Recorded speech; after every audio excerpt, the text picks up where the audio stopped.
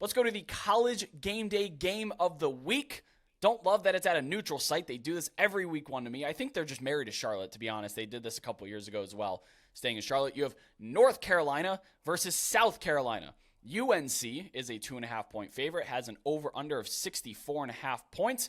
Kicks off at 7:30 p.m. Eastern on ABC. Full transparency, right off the top, I have no idea what to make of this game. I don't think the market does either because it's kind of been all over the place. Kind of feels like a wild one in the making. So if you bet this, bet it at your own peril. I have a feeling this is going to be a bad beat game, one way or another. With the total, with whatever is betting here, this feels like the making of a bad beat game. That's just my gut feeling. I have no data to back that up. Tez Walker, he is a Kent State transfer receiver, electric player, one of the top grabs in the portal. He's unlikely to play. He's battling the benevolent and athlete-focused NCAA for eligibility. For some reason, he has actually played at one school, so this waiver is based on a technicality. Just let him play, guys. What are we even doing?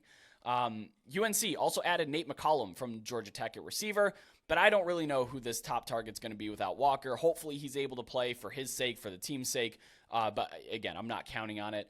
UNC also lost Phil Longo. Is it just me that this year reminds me of Sam Howell's final season? Where, like, he had awesome numbers, loses a bunch of his weapons, and then he's just a huge letdown. Like, am I alone in that? No, I mean, I think you're right, Brett. That is definitely what you can kind of get vibes from here. Same thing with, projecting, top 10, top half of the first round pick. We're seeing the same stuff. So, yeah, I definitely see some similarities there. And hopefully for North Carolina fans' sake, it does not play out that way. I'm sure South Carolina wouldn't mind seeing it play that way, especially here in week one. Yeah, for sure. They did add Chip Lindsey, offensive coordinator from UCF, who I think is fine, but he's never really been out from under the Gus Malzahn system. And if he does bring that system from UCF and Auburn, that requires the quarterback to run. And Drake May, as we know, good athlete, capable runner, but he's also a 4,300-yard passer, and that's kind of how you want to use him rather than a John Rice Plumlee run-oriented guy. South Carolina, I'm using this term. I'm standing behind it. They rid themselves of Marcus Satterfield. They bring in Dowell Loggins from Arkansas, who's their tight end coach.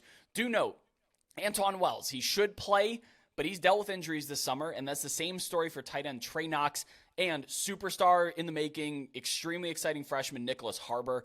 He's an athlete, but he's out there at receiver. Those three guys should play, but they have missed time. So if any of these guys scratch, to me, that's a really big loss, or if they go out, after a quarter or two.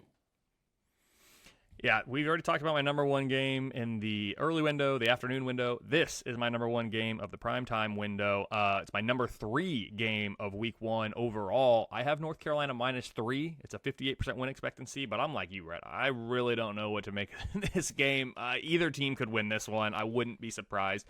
If we're playing this game later in the year, I'd have a much better feel. There's just so much, like you talked about, uncertainty really with both these teams in terms of what they've lost, what they're bringing back, and these seasons could go 2 different ways for both these teams, and I think this is kind of a hinge game for that right out of the gate. North Carolina, for me right now, power rated number 23. South Carolina, power rated number 36. Like the UTSA Houston game, both these teams are similar. Good, high-powered offenses and an average defense. Very little separates these defenses. I have South Carolina number 64, North Carolina number 68. The difference, though, other side of the ball, North Carolina's offense is projecting to be just a little bit better. I have them number 14 nationally. Of course, Drake May, Heisman candidate. We talked about that a little bit. South Carolina's projecting to be the number 24 offense nationally. So North Carolina welcomes App State to Chapel Hill next week. We all remember the 63-61 barn burner in Boone last year. That was such a fun game. Yes, the Tar Heels need to make sure they're focused on this one. I think they will be. It is a big rivalry game after all with the Gamecocks, but their fans wouldn't be I wouldn't blame them if they were like, yo, let's make sure we keep an eye on App State next week after what happened last year.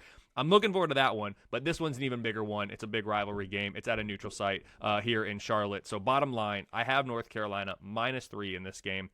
It's a 58% win expectancy for the Tar Heels. Even though that you're only getting 2.5 points here, it's a short line, you're probably better off taking South Carolina with the points rather than on the money line. It doesn't move through any key figures, but you do have a 10% bump taking that +2.5 rather than trying to take them outright. And that's not nothing.